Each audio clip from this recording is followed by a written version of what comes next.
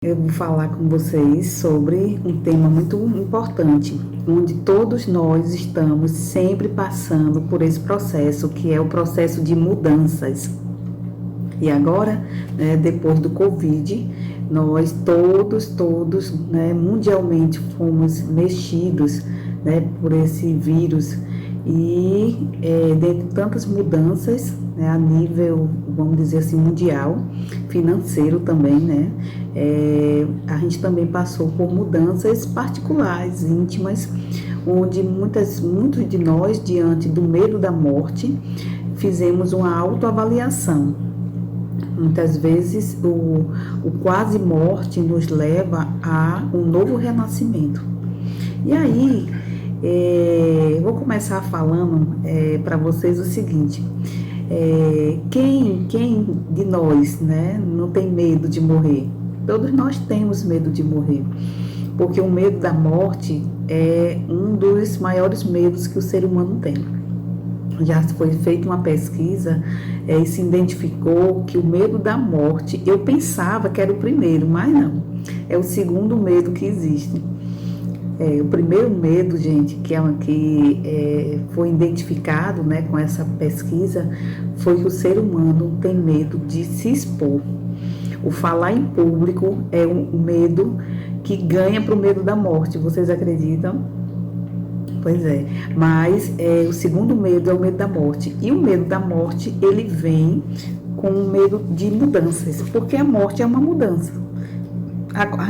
A gente, na verdade, a gente morre para várias coisas. E o morrer significa mudar. Porque quando a gente resolve conquistar ou fazer algo, a gente abre mão de outra coisa. Então, toda mudança, a primeira coisa, toda mudança, ela vai trazer a perda de algo.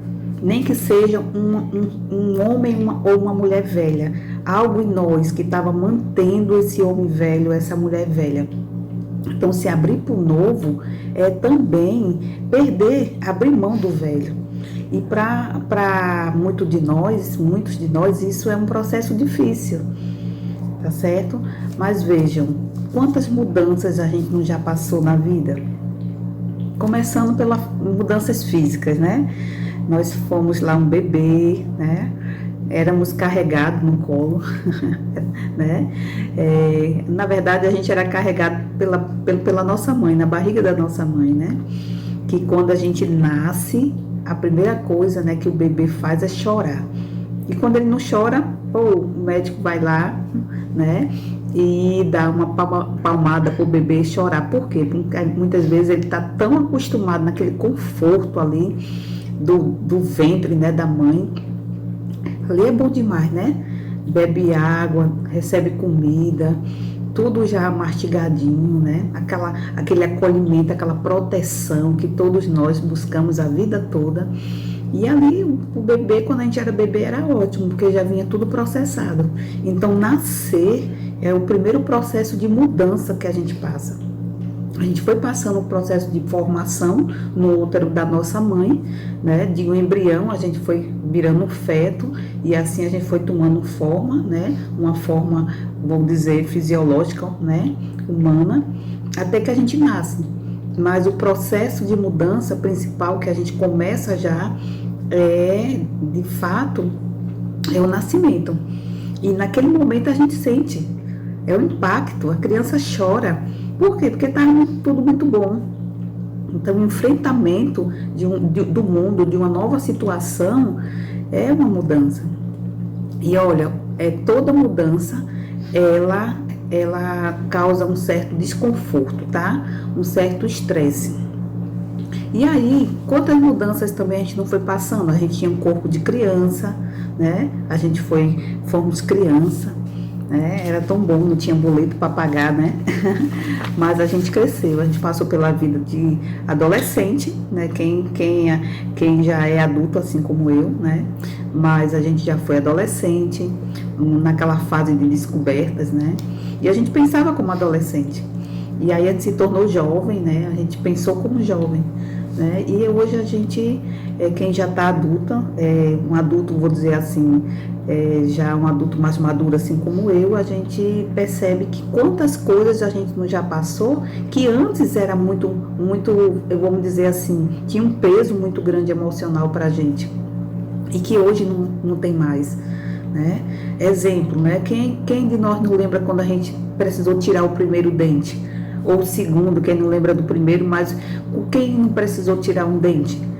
E aquele processo ali de tirar o dente, que o adulto, né, que nos acompanhava, botava ali a linha, né, e ficava esperando, conversando, tapeando a gente, até que puxava de vez, mas aquele processo, para a gente era um drama. Era ou não era? Era um drama. Por quê? Porque era algo que ia romper. E aí é uma das características da mudança. Toda mudança tem um rompimento, certo?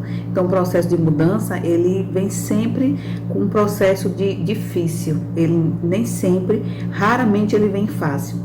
Agora vale lembrar, né, que tem dois tipos de processos de mudança, tá? Tem aquele processo voluntário, onde é aquele que a gente deseja, que é algo que na gente que está começando a incomodar, como por exemplo, né, perder peso, ou você modificar o seu corpo, malhar para criar formas mais musculosas, né, mais definida. Isso é o que a gente chama de uma mudança voluntária. Ou então algo em você que você percebe no seu comportamento que você já começa a perceber que está criando incômodo na sua vida, né? Mas mesmo assim partiu de um incômodo, né? Mas em relação ao corpo também você se sentiu incomodado, ou por estar muito magro, ou por estar gordo, mas sempre tem um incômodo, tá? Você se sente incomodado. Esse é o processo de mudança voluntário. Aí também tem, gente, o processo de mudança involuntário. Processo de mudança involuntário é aquele que vem com choque, é aquele que vem num processo de dor, tá? Que muitas vezes pode ser interno ou externo. Exemplo, a perda de alguém que você ama é um processo de mudança involuntário. A perda de um emprego, né? O fechamento de uma empresa que foi um projeto que você idealizou e diante de uma crise, né, você precisa fechar o seu negócio, né? Isso é uma doença, né? Você está diante de um diagnóstico onde você tem pouco tempo de vida também, ou então uma doença que parece difícil de tratar, ou o diagnóstico é incerto. Isso são processos de mudanças involuntários, tá? Mas para todos eles a gente precisa de uma coisa chamada positividade, né? O desejar, o buscar alternativas, né? Então a aceitação daquela situação, né? Porque nesse processo de mudança, quanto mais a gente não aceita a mudança, que ela precisa ser feita, seja voluntária ou involuntária, quando a gente não aceita, fica mais difícil. Aí quando a gente muitas vezes se depara, né, com processos onde tem pessoas que passam muito tempo com um problema, às vezes por conta do apego à situação velha, né, às vezes por conta de não aceitar que precisa mudar, ou até mesmo dizer, falar, né, falar que precisa mudar, mas não procura meios para isso. Então isso tudo faz com que a gente se demore mais numa situação que já está pedindo mudanças, tá? Então a aceitação é o primeiro, vamos dizer assim, a primeira atitude para mudar. Aceita, internaliza isso, e aí a gente vai para o segundo passo, que é o quê? A informação, buscar informação de como fazer isso, tá? Se você quer perder peso, então vai buscar informação de como é que vai perder peso. Normalmente a gente vai procurar um especialista, né, para nos ajudar. Se for um processo de doença, a gente vai procurar também um profissional da saúde, né? Que ali vai estar nos orientando, porque é uma pessoa que tem um conhecimento que muitas vezes a gente não tem, tá certo? Se for em relação à nossa empresa, a gente vai procurar pessoas para estar contribuindo ali para o crescimento, para recuperar a empresa, ou quem sabe mudar de rumo, mudar de empreendimento. Enfim, para todo o processo de mudanças, é preciso, após a aceitação, você buscar informação. E aí, depois da informação, já entra o processo de fazer um plano. Você tem que ter um plano de ação. Porque, veja, você passou pela aceitação, vocês podem ver que tem o nome ação, aí depois vem informação, você foi buscar se formar, se informar, mas também tem ação, e agora a gente vai partir para ação de fato e de direito. Então, nessa fase é importante que você defina metas, que você defina estratégias, que você deixe claro, se possível, gente, anota.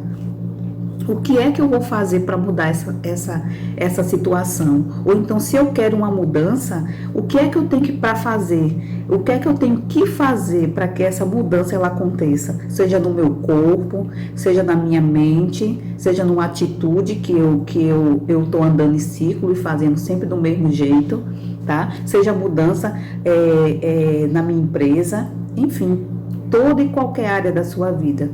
Na hora que a gente decide mudar, a gente precisa ter um plano claro, um plano assim que a gente consiga, inclusive, cumprir. E aí vai mais uma dica, né? É preciso você começar pelo que você tem, tá? Começa com o que você tem. Não vai colocar metas mirabolantes, coisas muito difíceis, não. Começa pelo que você é capaz de fazer, tá bom? Aquilo que você é capaz de cumprir. E aí vai aumentando, entendeu? Gradativamente. Mas se você quer uma mudança, não espere que as coisas aconteçam se você estiver parado. É preciso movimentar, tá? Movimentar. Não se chega a lugar nenhum sem esforço. Você tem que fazer o esforço para sair da sua zona de conforto e assim alcançar a mudança que você tanto deseja. Gente, outro item que eu até anotei aqui é você se perguntar o que é, e para isso precisa de humildade, tá? O que é que eu preciso fazer e o que é que eu já tenho, o que é que eu já sei em relação a isso. Sabe por que eu trago esse ponto? Porque uma das questões que faz uma pessoa não conseguir mudar é a própria ignorância sobre a questão. E que muitas vezes o seu orgulho não deixa ver onde é que ela precisa mudar.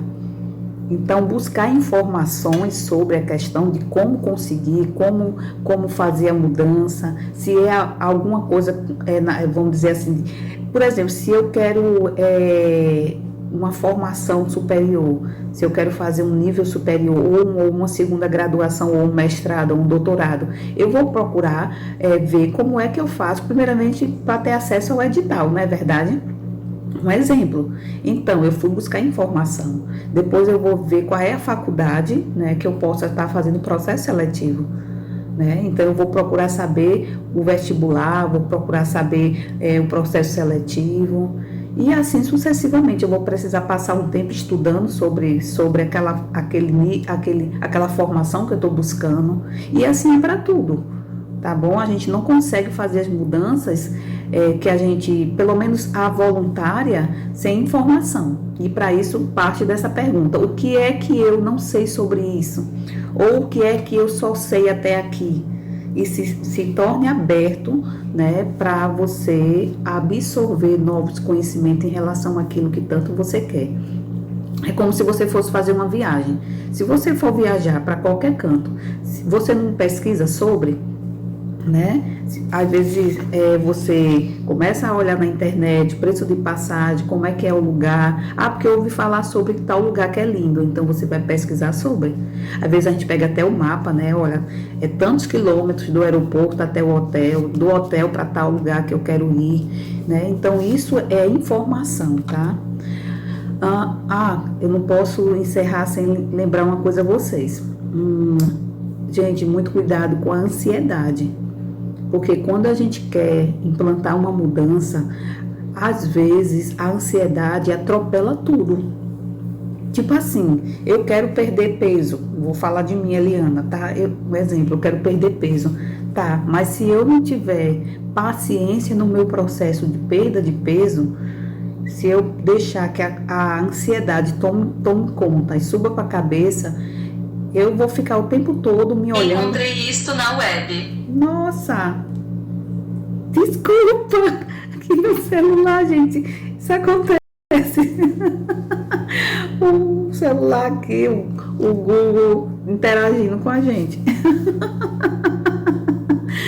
Então, voltando, a ansiedade é um processo que atropela e muitas vezes bota a perder o nosso processo de mudanças. E eu não vou chamar nem mais de mudança, nosso processo de incorporar, vamos dizer, ou de abraçar a mudança, que é uma conquista, tá certo? Então, muito cuidado com a ansiedade, tá, gente?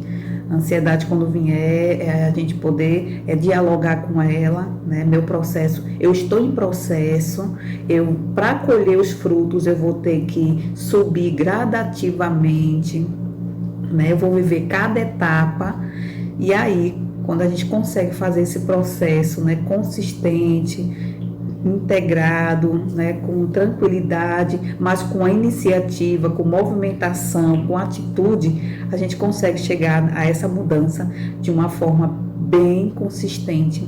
E a sensação de realização é muito boa, gente. Aí, para fechar, né, fica a dica de sempre comemorar, né? Os especialistas falam que quando a gente tem uma conquista, a gente deve comemorar essa conquista, né? Se for muito difícil para você cada etapa, comemora cada etapa. Ah, eu consegui perder dentro de um mês 2 quilos. Comemora aquele sucesso, aquele alcance. Mas não é comemorar comendo tudo atrasado, não, tá? Mas é assim, se dando o direito, né, de fazer uma comemoração consigo mesmo, né? Ah, eu consegui, vou comer então aquilo que eu mais gosto, uma tortinha de limão. Então, eu vou me dar o direito de comer uma tortinha de limão em comemoração do que eu já alcancei, da minha vitória, né? Ah, se for qualquer outra coisa, eu vou comemorar com uma pessoa que está torcendo para que eu alcance, né? Então, a comemoração se chama celebrar, né? Você agradecer e também colocar ali junto de você pessoas que estão torcendo e dividir com ela essa alegria de ter conseguido, tá? Tem pessoas que se sentem bem fazendo isso a cada etapa conquistada e tem pessoas que deixam para o final mesmo, né? Para comemorar o final e celebrar, né, a conquista, tá bom? Então, por hoje é só. Na próxima semana, se Deus quiser, eu estou vindo aqui com mais um tema onde a gente chama de momento, né? A gente pode dizer momento terapêutico, tá certo? E se você gostou desse tema, se você gostou desse vídeo, dê seu like, tá? Clica aí no sininho e compartilha com outra pessoa que você já conhece, que você vê que esse conteúdo vai ser útil para essa pessoa, tá bom? Tchau, até o próximo vídeo.